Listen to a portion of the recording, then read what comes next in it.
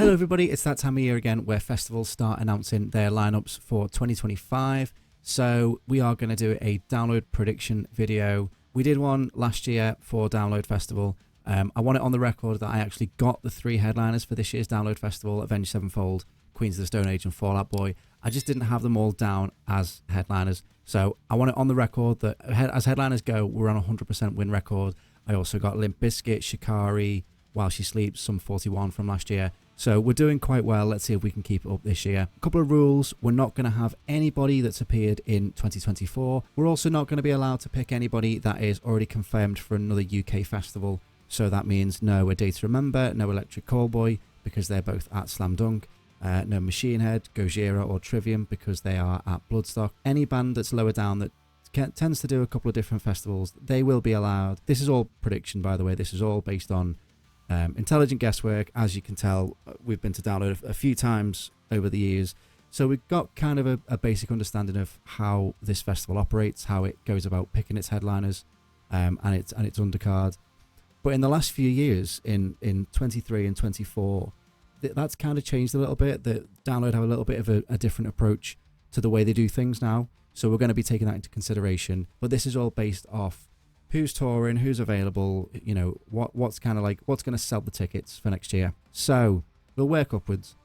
Blank Atlas, we saw Blank Atlas at 2000 Trees last year. We saw the first half of their set, but then we unfortunately had to go and take a baby to go to the toilet. Really killed it. Would have loved to stay for the whole show. Unfortunately, we couldn't. So hopefully if they do get announced for Download next year, we can catch them there. Job for a Cowboy, like, they've not been around for 10 years or whatever it is, but the latest album is an absolute banger. Proves why they were as big as they were at one point, and now is the sort of like comeback. Now is the time for them to do it, and as we'll get into in a little bit, they kind of fit in with a couple of other bands around that. Second stage, I've loved Haken for the last few years. Haken are basically like if Dream Theater were modern metal, kind of modernized things, a bit more jazzy, a bit more loose with genre boundaries. Not that Dream Theater ever were, but Haken don't seem to be afraid to play about with things a little bit more. The last album was incredible. Last time they played was on the 4th stage on the Dogtooth. This time I think they might get bumped up a little bit. I think they've had a bit of a popularity surge. Above them, I've got Hot Mulligan. Not a band that I'm overly familiar with, but I know a band that when it comes to like awards season, they're a name that's always been thrown about. They're one of those bands that are like just about to take off, really take off. So we'll come back to the stage headliners a little bit later on.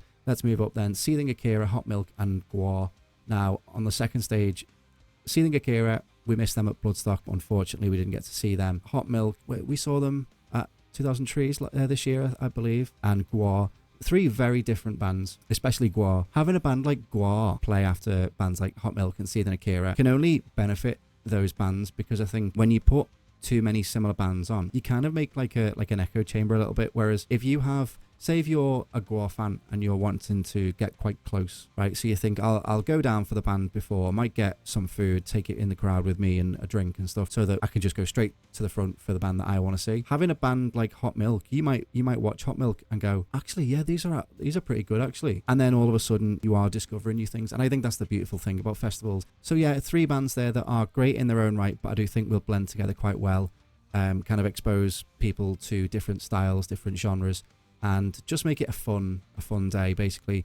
The main stage, so we got Grove Street, who again are another band being talked about in some of the awards categories for best upcoming bands and things like that. Caskets, they seem to be everywhere at the minute. I've still not really given them as much time as they probably deserve, but from what I've heard, really good band, definitely deserve to be up there.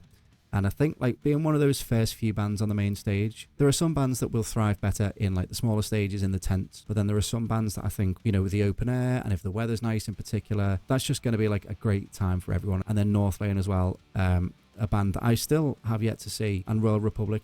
Just like, you know, some great bands that you can stand outside at the main stage. Again, like, even if you're not there to see them, you can still enjoy the atmosphere of the music itself. The Saturday, Guilt Trip and Throne, 2 more bands that were talked about. We spoke about them quite a bit when we covered the HMA Awards. RTO and Skillet on the 3rd stage. RTO, we got the chance to chat with them a little bit at 2000 Trees. I know Al is a massive fan of RTO, so definitely a band to check them out. Skillet, a band that I've not really too fussed about, but I've put them in there because I know they do have a big following. So last time they played on the 2nd stage. Now I've dropped them down to the 3rd stage because someone could correct me on this. They've not really done anything to like solidify themselves since that last time. But yeah, I just think they're a band that will thrive being like main support in the Avalanche stage tent. Second stage on the Saturday, Land Mavux. I am determined to pronounce it as it's spelt. Mom Jeans and Powerwolf. Powerwolf have been around for quite a while now. Mom Jeans and Land Mavux, two bands that are like up and coming, who deserve that chance to grow, who should be put on some of the bigger stages, even if it's earlier in the day, just to give them the chance to bring in new fans. The main stage, Witch Fever, again, I mean, these are all names that I'm not entirely familiar with, but I know that if they're not winning awards, then they're definitely being nominated for awards. Even if you're nominated for an award, even if you don't win, you still deserve the chance to be put higher and higher up on the lineup. And then that is how bands grow. If they impress, move them up. If they impress there, move them up again, and so on and so on. And that's how you grow as bands. But unless you give bands the chance to impress on some of the bigger stages, that never happens. Orbit Culture, who are the main support on the Poison Descendancy tour with Bullet for My Valentine and Trivium. With Trivium doing Bloodstock, they haven't been announced for Bloodstock, so maybe they'll be doing Download instead. Amaranth, a band that I've not really heard too much of in the last few years, but again, no doubt they've got a big following. And Beartooth. So a lot of people would put Beartooth on their lineup with like a logo on the poster. I don't think they're quite there yet, but I do think they're on the cusp of being there. And putting them like fourth down on the main stage could be their opportunity to go, look what we can do. We deserve to be higher up on the poster. Sunday, Unpeople and See You Space Cowboy, both bands that are doing the smaller festival circuits. See You Space Cowboy just headlined a festival in Liverpool. Unfortunately, we couldn't get to it. They played a Burn It Down festival as well. Unfortunately, we couldn't get to that. So having them as like main support would be like around the level that they're at. Third stage, Graphic Nature, another band that keep getting mentioned quite a bit. I've not really listened to Graphic Nature, but I know a lot of people that I'm friends with do listen to them, do want to go and see them. A band that is, again, definitely rising, definitely on the way up. And then Straight from the Path are a band that are touring with two bands that I have that I will talk about later because they both have logos. You know, you have to look at who's touring at the start of next year. Bands will do like the venue circuit and then come back to Europe in the summer to do the festivals. Second stage, Kim Dracula, The Ghost Inside, Lake Malice, all three bands again up and coming, deserve to be bigger than they probably are right now. Kim Dracula won one of the HMAs. Lake Malice, another band that are about to do some really good stuff. They just need that kind of little boost. The Ghost Inside, I've never really listened to them myself, but I've got some friends who do, and they say, you know, they're really great. It's just a shame that they've not really been given an opportunity. So putting them on the second stage, hopefully in front of a big crowd, would be the perfect place for them. And then on the main stage, Vended, state champs, who seem to be everywhere as well at the minute. Grandson, who just supported Linkin Park on their recent shows, and Knocked Loose, another band that people seem to think should have a logo, and I do think in the next few years they will do. But they need one big show to impress, and then they will be like a staple on these lineups. If Knocked Loose play that slot and they get it right and they impress people, then in the next few years you could be talking about maybe headline in the third or the second stage or something. When it comes to Download, more so than other festivals, there is like a hierarchy and a criteria that each slot requires that band to meet before they move forward. So that's all the smaller bands. Let's get into the bands with logos. Headlining the Dogtooth stage on the Friday, I've gone for Whitechapel. Anyone who was at Bloodstock this year knows what Whitechapel can do. Earlier we were talking about Job for a Cowboy and how they related to another band. It's Whitechapel. Whitechapel and Job for a Cowboy used to tour together quite a little bit. I've seen them together a few times. But Whitechapel, another band that kind of like, not disappeared, but they kind of fell off our radar. The last single is ridiculously heavy. They're definitely on a comeback. They've definitely got the clout to do it right now after their big show at Bloodstock last year. Perfect place for them to play. They've not played there since 2019, I don't believe, but I think now is the time to solidify them as like one of those bands that can headline that stage. Saturday headliner of the Dogtooth, I've gone for Lorna Shore. Now Lorna Shore really impressed in 2023 at the 20th anniversary when we had the infamous Dust Pit. Lorna Shore are a massive band that has a lot of clout on, like, through TikTok, people reacting to Will Ramos's vocal style. It would be very easy to put them on the main stage again, but I do think, yes, they'll draw in a massive crowd on the main stage earlier in the day, but at some point you have to like solidify them as like, can you headline this stage? Okay, well then we can move you up. And this is what you got to think of. You're not just thinking about this set, you're thinking about trajectory of the band, you're thinking about the future of the band. Right, go out there, show us what you can do on this smaller stage, And then maybe headlining the tent is their perfect level for them, or maybe Download look at it and go, well, that was a failed experiment. Actually, they work better on the main stage, but at least we gave it a go. And I think Lorna Shore would appreciate that as well. On the Sunday, headlining that stage is Creator. I saw Creator last year supporting Lamb of God. I'd never really been into them before. I'd heard like 1 or 2 songs, but never really given them a time of day. And I'm glad that I went early before Lamb of God and saw them, because they absolutely blew me away. There are bands that seem like they would be on that lineup anyway. Like, they seem like a band that would fit right into that spot. Nothing risk taking, but sometimes you need to just go with that kind of, yeah, we know where we stand. We know that we belong in this slot. We know that this slot is perfect for this band. And sometimes that's just the perfect place to put them. Then headlining the Avalanche stage on Friday, I've gone for Idols. A band, again, I'm not overly familiar with them, but I know a lot of people do like them. I saw them headline in 2000 Trees a few years ago. They are Dick from Dick and Dom's favourite band, I believe. When we saw them at Kendall Calling this year, he was wearing an Idols t-shirt while they were doing a DJ set. I don't know if this is part of a full UK tour or not, but they've recently announced the show at the M&S Bank Arena in Liverpool. You know, headlining an arena is quite a big statement. So headlining the third stage, I don't believe they've ever been in that slot before, but I do think, you know, again, you do have to trust bands sometimes that they can go out there and get the job done. And then again, in the future, they might be main stage material. Who knows? On the Saturday there in that slot, I've gone for Fever 333. We saw them maybe 4 or 5 times this year supporting Ed Shikari on their arena run. Every single night they killed it. Every single night was fantastic. There are bands that do need that kind of push up because they're getting bigger. They've definitely got the name, definitely got the clout. But I've never seen them headlining a festival stage before in the UK. I could be wrong on that on some other festival, but definitely Download. But they definitely deserve that slot. And then on the Sunday, headlining the Avalanche stage, Taking Back Sunday. On the Sunday, they're a band that we're going to be going to see in a few weeks in Las Vegas at When We Were Young Festival. So they're definitely open to doing the festivals. Again, a band I'm not overly familiar with, but I know a band that a lot of people have been asking for. It adds diversity as well, because you think you've got Creator on another stage and then Taking Back Sunday on the other stage. They're not bands that sound anything alike, and so you can kind of go, oh, well, there's nothing for me on this time, but there is something for me on another stage this time. And I think that would work quite well. Main support on the second stage on the Friday, I've gone for Ice 9 Kills. Now, a lot of people might think that Ice 9 Kills should be higher than where I put them right now. And I wouldn't exactly say you were wrong, but I just think, yes, they're big on TikTok and they're big on social media. And yes, Download seem to be going towards that kind of looking at who's trending, who's popular on social media. But if you push a band too high up the bill too soon, sometimes that can be damaging for that band and the momentum they're trying to build and the trajectory they're trying to build. And I think if you push Ice 9 Kills up to like second or third support, or main or second support on the main stage, that invites a lot of pressure onto that band to then be like, we're placing a lot of the responsibility to sell the tickets for this festival on you. I don't think they're bigger than some of the other bands that we're going to talk about in a minute, but I do think they deserve that push. That last time they played was in 2023 at the 20th anniversary. They were 5th down on the main stage on one of the days that Metallica played. 2 years later, have they done enough to grow? Yes, but you only get there by building it up. If you throw a band into the deep end too soon, then sometimes it all falls apart. Second stage on the Saturday main support, I've gone for Periphery. Now, this is one of the bands that I was talking about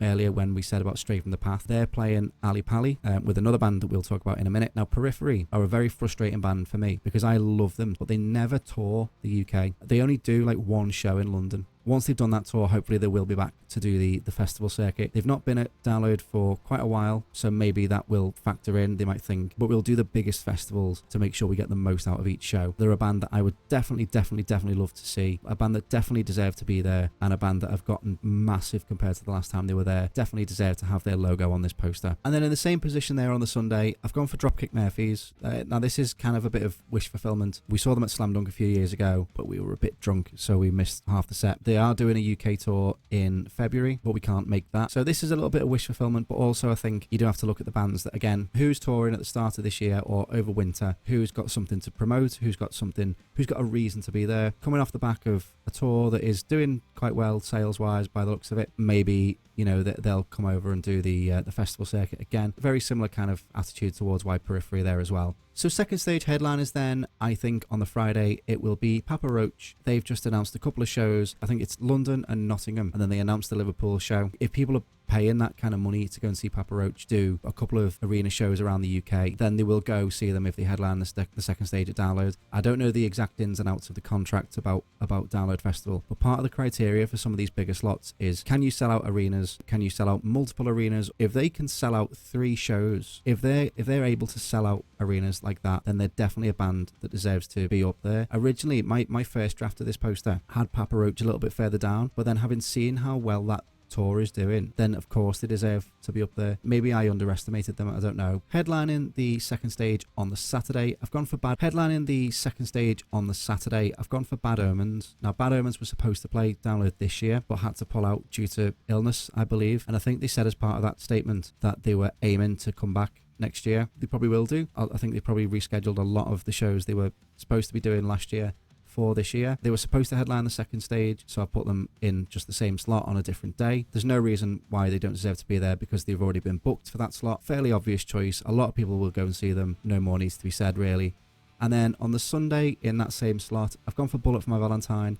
We spoke a little bit before about the Poison Descendancy tour. Trivium are headlining Bloodstock Festival. Headlining the second stage at Download is kind of at the same level as that, but I do think that both bands deserve to be in like similar slots. Trivium have headlined the second stage before, and now I think it's Bullet's turn. They've been main support on the main stage before, but that was in 2018. They did drop off a little bit in the last few years, but they've definitely had a bit of a resurgence, so they definitely belong up there. Again, Orbit Culture will be there, and Trivium will be doing Bloodstock Festival. So while all 3 of those bands are busy doing their own things at festivals, then they could regroup for the Poison Descendancy tour after that. Third down on the main stage then, I've gone for someone who's been asked for quite a lot over the last few years. They've played at festivals throughout Europe, and it's been a bit of a mystery why they've not come over here yet. Avril Lavigne. She would do incredibly well. She's very popular. She has a dedicated fan base, and she's known outside of the alt scene, as it were. She is like my mum knows who Avril Lavigne is. She would do incredibly well in the same way that Pendulum did incredibly well in 2023. Pendulum were on before Architects and Bring Me the Horizon. They still got a massive crowd, and just because they're only third down rather than main support or headlining doesn't diminish the crowd that they get. Sometimes the crowds for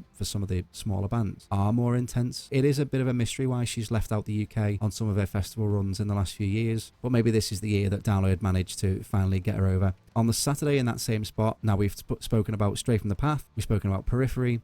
The headliner of that tour is Spirit Box, another band that are definitely being asked for quite a lot. A lot of people think that Spirit Box should be higher up. Maybe, I don't know, but you've got to look at it logistically. If they're playing a sold-out show in Ali Pali, which is 12,000 people, that's a lot different to being headliner of an 80,000+ people festival. There are definitely levels, and there are criteria that headliners have to meet. Spirit Box are incredible, by the way. Courtney just knows how to command a crowd. Spirit Box are massive. Yes, they will sell tickets. Yes, they will draw the crowd in. But you also have to think, where do they fit in terms of who's around them? They're bigger than Beartooth, but they're not as big as some of the other people that we'll talk about in a second. So I think that's the perfect spot for Spirit Box right now. In the same slot on the Sunday, I've gone for Volbeat, another band that I like a few songs, but I'm not really overly bothered by. I could take them or leave them. But, you know, they do have their place at Download. They've played that slot once before, but they've not really done anything in the last few years to warrant any kind of growth, I don't think, at least not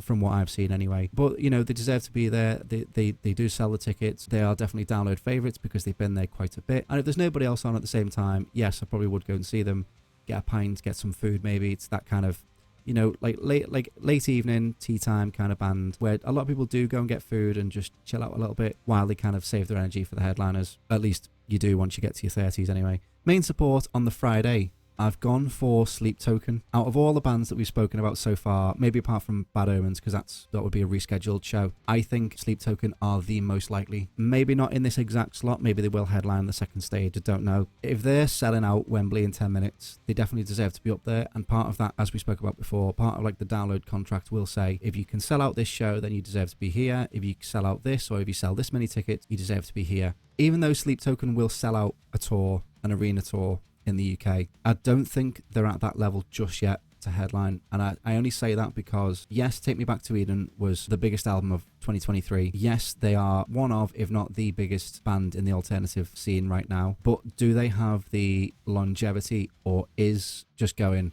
well, they're popular, let's get them in as headliners? Is that just kind of like following trends a little bit too much? Are you trying to capitalize on what's popular right now, or are you trying to cultivate the next generation of headliners? And they definitely deserve to be up there. The last time they played Download was in the Avalanche stage in 2022, and since then they've just absolutely blown up. I don't even think the band expected to have that kind of growth that quickly, but definitely if I had to put my money on one band being there this year, it would be Sleep Token. And also with them announcing that they're doing Rock am Ring, Rock im Park, they're already touring around Europe at that time anyway. It just seems like it makes sense. For the main support on the Saturday then, I've gone for almost like a legacy artist. Now over the last few years, Download seem to be prioritizing younger bands, a younger generation of bands, which isn't a bad thing, by the way, because people have been saying for years that Download need to be curating the next generation of, you know, this festival. But I do think there is still space for a couple of legacy artists, and one person that I would love to see there is Alice Cooper. While he's currently touring, he's doing a couple of UK shows at the end of the year.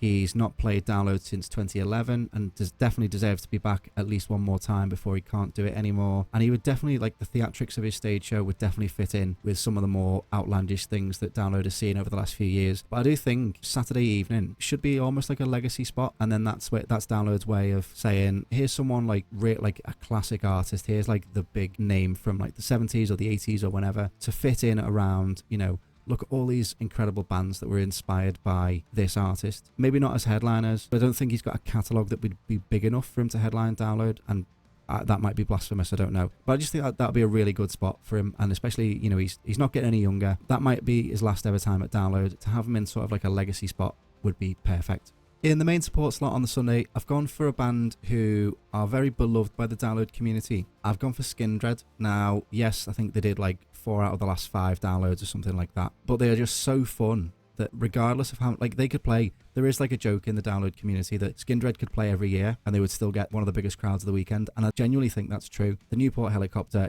never gets old, no matter how many times you do it. The reason I've put them this high up is because since the last time they played, they've had a new album out, it went to #1, they've appeared on like The One Show and Good Morning Britain, and I do think that was kind of like a message that they have stepped up, they are ready for the next stage in their career. In the last few years, a lot of people have discovered them and fell in love with them straight away. I don't think they could ever headline Download because that would be based on like ticket sales and stuff. If you're still playing like Academies and Apollos and stuff, that isn't the kind of level that Download are after for headliners. But as main stage support, like similarly to Limp Bizkit this year, Limp Bizkit got a massive crowd and they were the main support on the last day.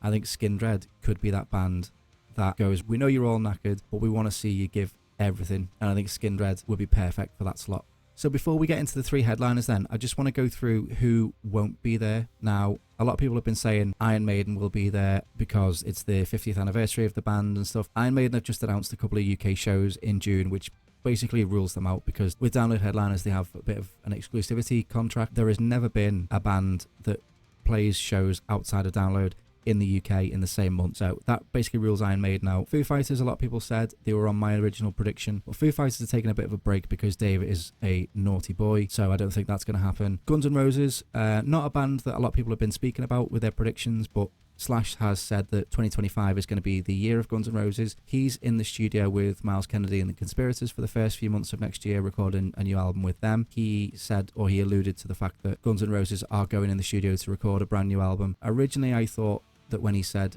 next year was going to be their year, he means like festival shows and, you know, a massive tour. But I think if they're talking about writing and recording a new album, they're more likely to be headlining in 2026. Parkway Drive, again, they were on my first draft of this prediction. After this year, they did the secret set, and then they played the year before that. They were main support. I don't think they'd play 3 years on the run, but I do think they're next in line to step up to headliners. They might not be the biggest name outside of like the fan base that they have, but they proved when they did that secret set that they could attract a crowd. That was massive. We couldn't get into that tent. But yeah, I don't think they'd be there 3 years on the run. So again, 2026 could be Guns N' Roses and Parkway Drive. I've seen a lot of people asking for Ghost. They've confirmed that they won't be doing any festivals next year because in favour of doing like their own tour. A lot of people wanted Ghost, but Ghost have said themselves, no, we're not doing it. But again, they might be doing their own shows this year, and then Andy Coppin might have negotiated with them for 2026. So while we're here, by the way, my initial prediction for 2026 is Parkway Drive, Guns N' Roses and Ghost.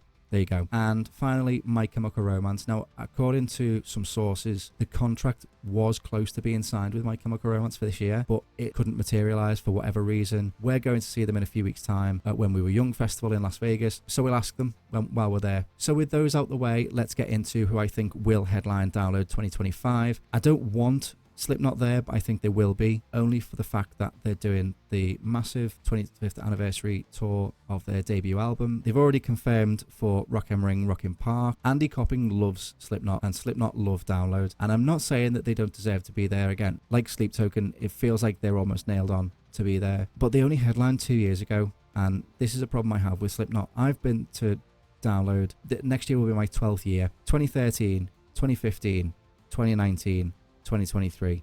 That's 4 times. So next year, if they headline next year, that'll be 5 times in 12 years. That is too much. And people talk about Iron Maiden headlining too much. Slipknot really do headline this festival too much. Yes, it's Slipknot. Yes, you're going to get the show. Yes, you're going to get the heavy music. But where's the anticipation? Where, like, if a band are back every single year or every other year, you're never like waiting for them because it feels like you've only just seen them. There's no like build up. There's no like, oh, they got that band, because if they're there every single time or every other time, it just gets stale. Stagnant. They're likely going to play, but I really, really hope they go with somebody else. On the opposite end of that spectrum, for the Saturday night headliner, I've gone for a band who've never played Download before, and a band that seemed to have been teased quite a little bit recently.